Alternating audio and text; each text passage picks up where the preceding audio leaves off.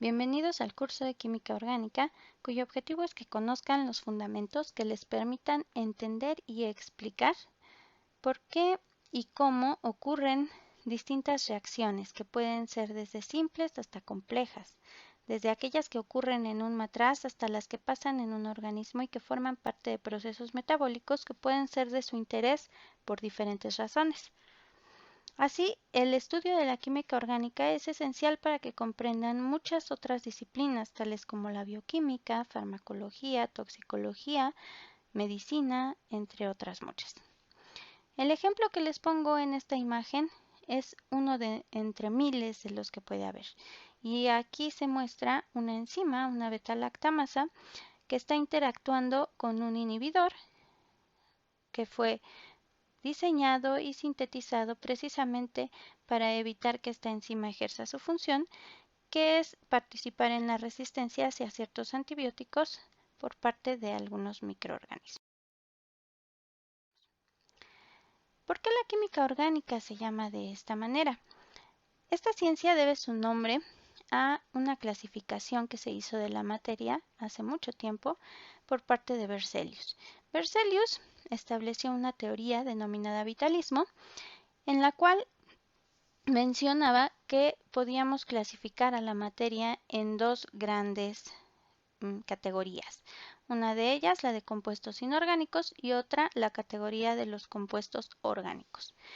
Para él, los compuestos orgánicos eran aquellos que podían provenir únicamente de fuentes vegetales y animales, es decir, de especies que están altamente organizadas, de ahí la palabra orgánico, y que poseían una fuerza vital que les permitía generar este tipo de compuestos. Dicho de otro modo, los compuestos orgánicos no podrían nunca sintetizarse bajo su concepción en un matraz, en un laboratorio, y menos aún si se sintetizaban a partir de compuestos inorgánicos.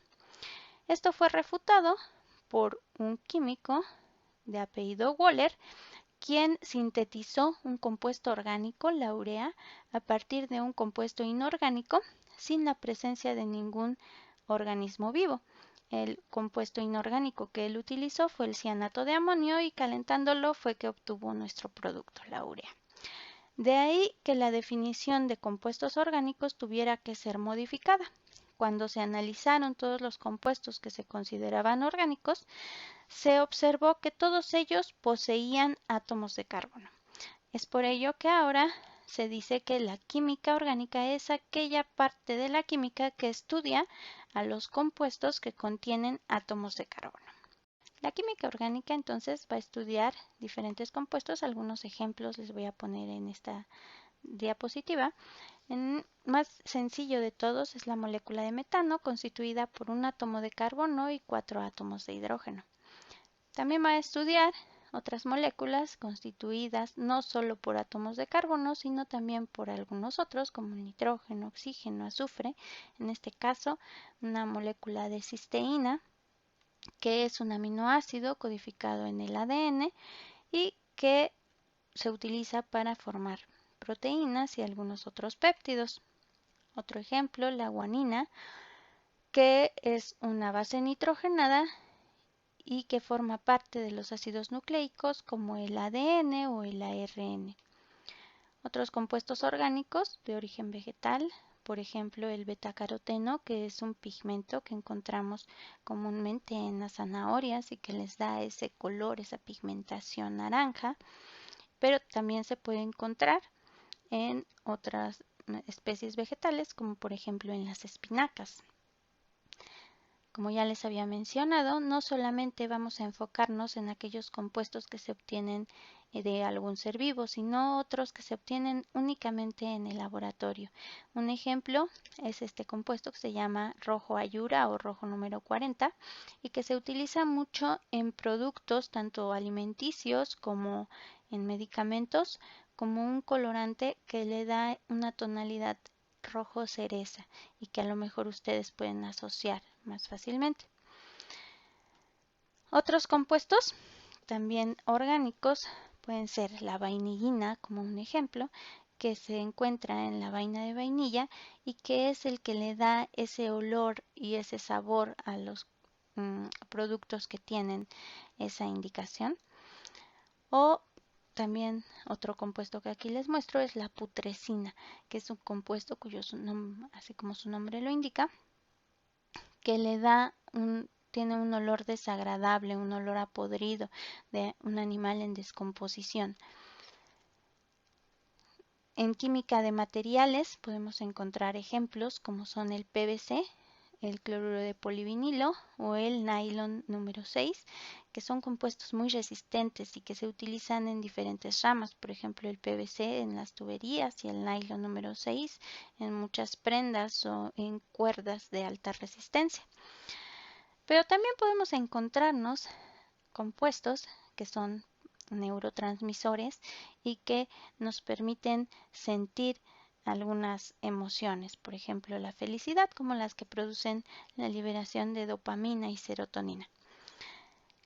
¿Para qué les pongo esta diapositiva? Con esta diapositiva yo lo que les quiero decir es, la química no es nada más esta bola de estructuras, no es nada más ver que tengan carbonos para ver qué se refiere a la química orgánica. La química es color, la química es olor, la química es sabor, la química son incluso las emociones que sentimos. Por eso es muy importante estudiarla y también analizar qué características son las que le permiten a cada una de esas estructuras tener la función que tiene. Lo que es muy importante aquí recalcar es que todo aquello relacionado con la química tiene que ver con la estructura. Una estructura se puede relacionar con un sabor. Una estructura se puede relacionar con que tengan o no color, con que reaccionen o no, con que funcionen para lo que queremos o no. Entonces, lo que es más importante estudiar en química es la estructura. Ahora bien, la estructura de una molécula depende en gran medida de sus componentes, que son los átomos de los diferentes elementos. Es por ello que revisaremos algunos conceptos importantes de estas partículas antes de adentrarnos en otros temas. El átomo ha sido representado de distintas formas con base en la información conocida en cada época, siendo considerado primero como algo indivisible por Dalton, quien lo representaba como partículas de distintos tamaños dependiendo del elemento en cuestión.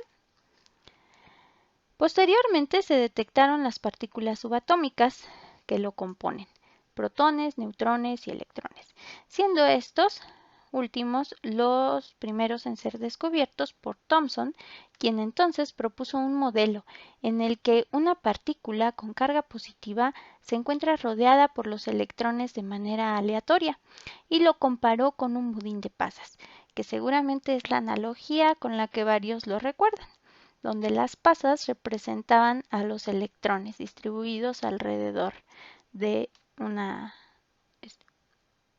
partícula.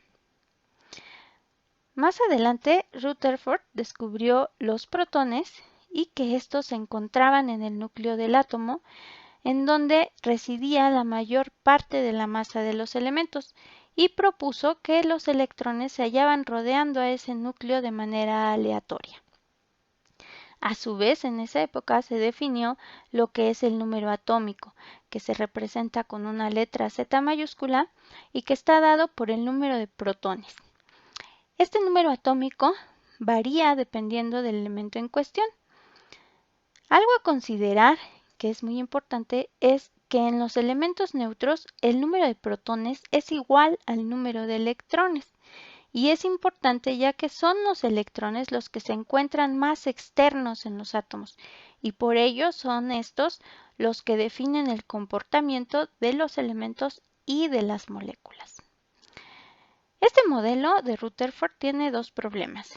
El primero es que no puede explicar espectros de emisión de diferentes elementos que ya se conocían para aquella época, y el segundo que no concuerda con postulados de la física clásica que lo hallaban inestable. Por ello fue sucedido por el modelo de Bohr, que propone que los electrones se encuentran en órbitas circulares alrededor de los núcleos y que dichas órbitas solo pueden tener ciertos radios permitidos a los que corresponde cierta cantidad de energía. A estos radios atómicos los denominó con un número, al que designó como número cuántico principal. El círculo, la órbita que se encuentra más cercana al núcleo, tendrá el número cuántico principal más bajo, en este caso el número 1, el que sigue sería el 2, etc. La característica que presentan es que va incrementándose el tamaño de ese radio de la órbita y también va incrementándose la energía de los electrones que están girando allí. Este modelo sí explica los espectros de emisión y aparte explica un fenómeno que es la absorción de fotones. Por ejemplo, ¿qué quiere decir eso? Si nosotros tenemos un electrón que se encuentra orbitando en este orbital, en el segundo, valga la redundancia, podemos hacer que pase a un orbital de mayor energía si le añadimos la energía suficiente y necesaria para que ocurra esa transición. Pero también podemos hacer que un electrón que se encuentra orbitando en un orbital más alejado del núcleo pueda pasar a un orbital de menor energía y libere esa misma cantidad de energía, que sería un espectro de emisión. Este modelo se considera como la transición entre la mecánica clásica y la mecánica cuántica, pero no describe características importantes de los átomos, como son, por ejemplo, la naturaleza de los electrones, al describirlos únicamente como partículas, que no corresponde con su naturaleza dual de onda-partícula, además de que confina a los electrones a una zona establecida, una órbita establecida que no concuerda con el principio de incertidumbre de Heisenberg, que indica que no es posible conocer con exactitud la posición y el momento de un electrón. De ahí que Schrödinger, conjuntando todos los hechos conocidos, propuso una ecuación que describe el comportamiento de las partículas elementales como son los electrones y los núcleos atómicos, y que es la pieza fundamental de la mecánica cuántica. A esta ecuación se le conoce como ecuación de onda y su resolución describe funciones de onda psi, que son esta letra griega, y que también se conocen como orbitales. Cuando elevamos este resultado, esa función psi al cuadrado, lo que vamos a obtener son zonas de probabilidad, en donde podemos encontrar al electrón y que poseen una forma, un tamaño y propiedades direccionales características. El ejemplo más sencillo es el del átomo de hidrógeno, que posee solamente un electrón. Cuando graficamos esta función de onda al cuadrado en 2 dimensiones, lo que vamos a observar es que la región cercana al núcleo es la región en donde existe una mayor probabilidad de encontrar al electrón. Y si esta gráfica la llevamos a 3 dimensiones, entonces vamos a notar que tiene una forma característica. Esa forma es de una esfera. Y a los orbitales que tienen esta forma les vamos a llamar orbitales S. Aquí observamos también, por otra parte, tal vez no se ve por el color del puntero, que también es rojo, pero se ve que en el centro hay una mayor densidad electrónica, o sea, una mayor probabilidad de hallar al electrón, y esta va decreciendo conforme nos alejamos del núcleo. A toda esta zona de probabilidad estadística nosotros la vamos a llamar nube electrónica. Mucho cuidado aquí, ojo, no significa que esto sea un electrón. Lo que significa es que en esa zona puede encontrarse un electrón. Por ejemplo, allí yo lo pongo como un puntito rojo que se está moviendo. Entonces, el electrón no está confinado a una zona en particular dentro de ese orbital, sino que puede encontrarse en cualquier región dentro de ese orbital. Nada más que la zona en la que va a encontrarse la mayor parte del tiempo va a ser la zona cercana al núcleo. Ahora bien, algo importante a considerar es que en cada orbital solo podemos tener un máximo de 2 electrones de acuerdo con el principio de exclusión de Pauli y que estos 2 electrones tienen que presentar espines opuestos. Por ejemplo, en el caso del orbital que acabamos de analizar, que es un orbital S, solo podemos tener 2 electrones, que sería el que representaría al elemento helio. Elementos que tienen más electrones ya no pueden ser descritos únicamente utilizando este orbital, sino que tiene que resolverse la ecuación de Schrödinger para poder representar en dónde ubicaríamos a ese exceso de electrones con respecto al helio. Al resolver la ecuación de Schrödinger, lo que va a cambiar primero que nada va a ser el número cuántico principal. El número cuántico principal siempre está dado por un número entero y se escribe antes de indicar la forma del orbital. Por ejemplo, para el que acabamos de revisar, sería un orbital 1s. El 1 es un número cuántico principal y S sería la forma que está descrita de este orbital. Estamos diciendo que es un orbital esférico. Este número cuántico principal nos va a indicar además el nivel energético y el tamaño del mismo. ¿Por qué cambia la energía del orbital con respecto a su tamaño? Porque mientras más alejado se encuentre el electrón del núcleo, menos va a ser la atracción que ejerza ese núcleo para retener a ese electrón. Por eso cambia la energía. Mientras más grande sea este número cuántico, mayor va a ser el tamaño del orbital y también mayor va a ser la energía de ese orbital. Para un sistema con 3 o 4 electrones, vamos a obtener entonces esta nueva representación en la cual la probabilidad de encontrar el electrón va a ser alta en las cercanías del núcleo, luego va a disminuir hasta llegar a 0 y luego va a volver a aumentar. Aquí estas zonas de probabilidad 0 de encontrar el electrón se conocen como nodos.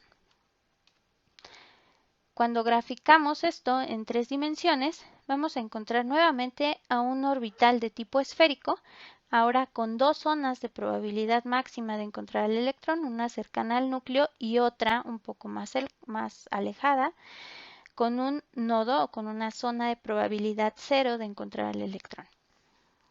La diferencia que habría entre estos dos orbitales no es su forma, ya que ambos son esféricos, sino que lo que está cambiando es únicamente su tamaño. Este orbital entonces es de un mayor nivel energético que corresponde al número cuántico principal 2. Entonces decimos que es un orbital 2s que es mayor en tamaño y en energía que el orbital 1s. En elementos que presentan más electrones, ya no nada más va a cambiar el número cuántico principal, sino que también va a cambiar el número cuántico L. Y este número cuántico L es el que nos indica cuál es la forma del orbital en cuestión. Habíamos revisado los orbitales S, que son de tipo esféricos. Ahora vamos a revisar los orbitales de tipo P, que tienen una forma conocida como de mancuernas. En química orgánica, los elementos suelen ocupar únicamente estos dos orbitales, los orbitales S y los orbitales P.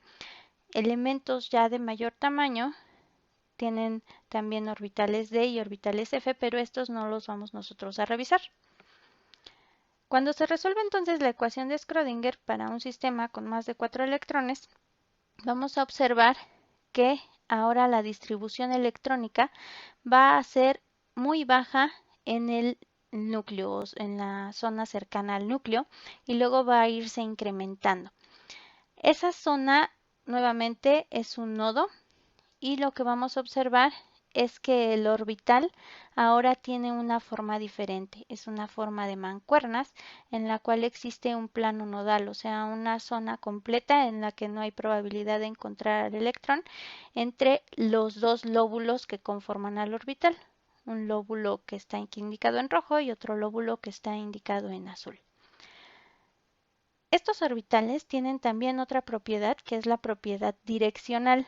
Nosotros podemos dibujarlo en 3 direcciones en el espacio tridimensional. Lo podemos ubicar en el eje de las X, en el eje de las Y o bien en el eje de las Z.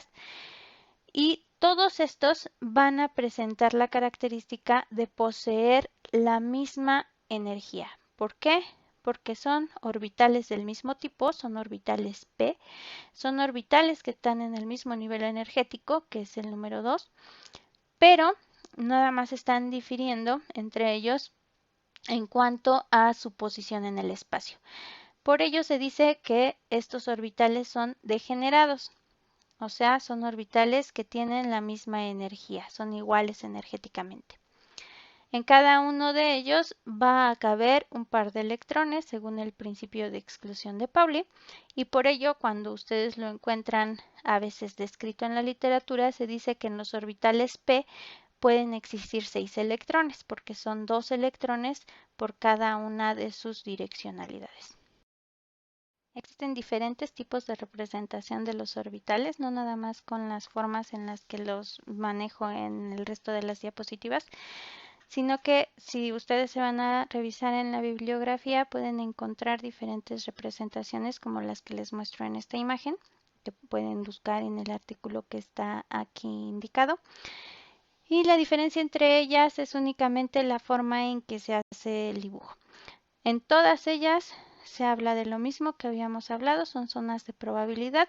Por ejemplo, en este caso, en el gráfico de superficie, esta es una mayor zona de probabilidad de encontrar el electrón y de la misma forma en todas las demás representaciones.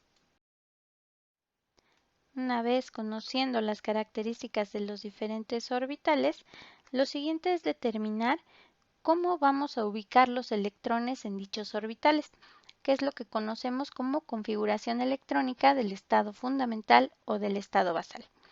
Siempre que nosotros veamos que se refieren a un estado basal, vamos a saber que se refieren a estados de menor energía.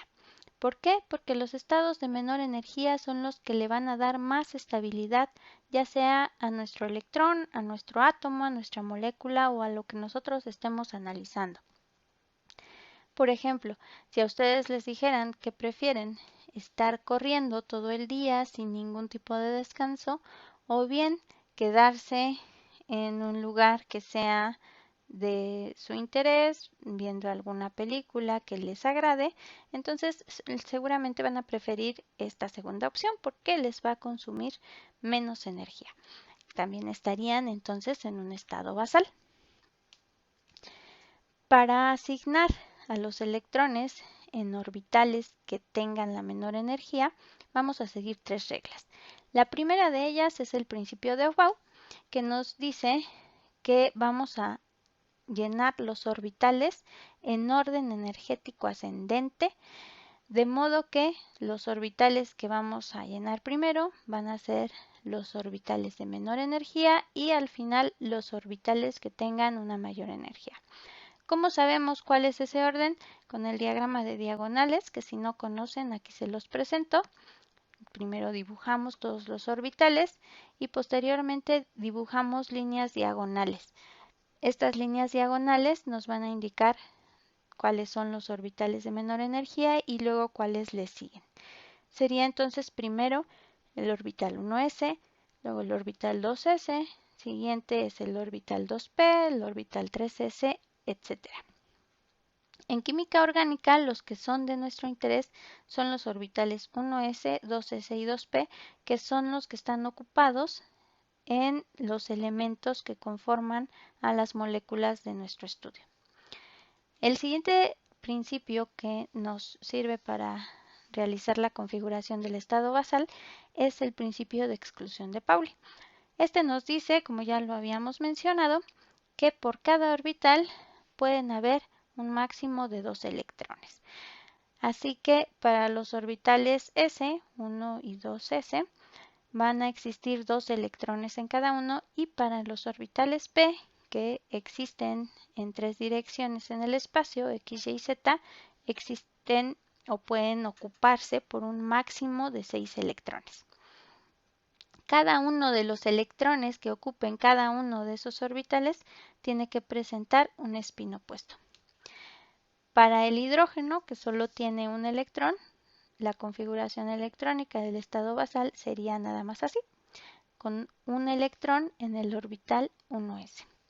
Para el helio, que tiene 2 electrones, tendríamos que ubicar el segundo electrón completando al orbital de menor energía, en este caso el 1s, que estaba medio lleno, con un electrón, pero con el spin opuesto. Si tenemos un elemento, el litio, que tiene 3 electrones, tendríamos que colocar ese nuevo electrón en el orbital 2s, que tiene mayor energía porque en el 1s ya estaba lleno, y así sucesivamente. Posteriormente tenemos que aplicar la regla de Hund, que nos dice que si nosotros llegamos hasta los orbitales p, que son orbitales degenerados, o sea que tienen la misma energía, primero tenemos que tenerlos medio llenos a cada uno de ellos para poder completarlos. O sea, si yo tengo un elemento que tenga 5 electrones, tendría que colocar aquí el siguiente electrón en cualquiera de los orbitales p. Aquí yo lo coloqué en el 2px, pero pudo haber sido cualquiera. Todos tienen la misma energía. Ahora, si tenemos un elemento con 6 electrones, entonces el siguiente electrón tendría que ubicarse no en el orbital 2px para completarlo, sino que primero tendría que ocupar alguno de los otros dos orbitales, el y o el z en este caso, que están vacíos, y hasta que todos estén medio llenos, puedo yo empezar a completar esos orbitales que son degenerados. De este modo, la configuración electrónica del estado basal para los elementos desde el hidrógeno hasta el neón es la que presento en esta tabla, en la cual podemos resaltar que vamos a estar mostrando cuáles son los orbitales ocupados, indicando siempre el número cuántico principal, el número cuántico L, que nos va a mostrar la forma del orbital, y el número de electrones que están ubicados en cada uno de estos orbitales. Podemos nosotros representarlo de diferentes maneras. Yo aquí les presento dos, que son de las más comunes. Una en la que los orbitales p están, digamos, desglosados, indicando que es el orbital px, py o pz, o bien aquella en la cual encontramos como si fuera solo un orbital p y el número de electrones totales en estos tres orbitales. En la tabla periódica vamos a encontrar esta información condensada, en la cual podemos nosotros observar a los elementos agrupados en diferentes bloques, que serían el bloque S, bloque P, bloque D y bloque F, y los cuales nos están indicando que los electrones que se encuentran en el orbital de mayor energía son electrones que se encuentran en orbitales de tipo S, de tipo P, de tipo D o de tipo F. Aparte, podemos nosotros notar que también podemos clasificar a esos elementos en cuanto a los periodos. Y esos periodos lo que indican es el número cuántico principal. Este va a ser indicado en líneas horizontales en la tabla periódica, y entonces decimos que los elementos del primer periodo tienen orbitales o están ocupando orbitales que tienen un número cuántico principal 1, los del segundo periodo ocupan orbitales cuyo número cuántico principal es 2 y así sucesivamente. Entonces lo que estamos diciendo también es que conforme nosotros vamos desde arriba hacia abajo en la tabla periódica, estamos indicando que va incrementando la energía de los electrones más externos en esos elementos, y también va incrementando el tamaño de los orbitales ocupados por esos mismos electrones. Bueno, hasta aquí este video. Muchas gracias por acompañarme y hasta la próxima.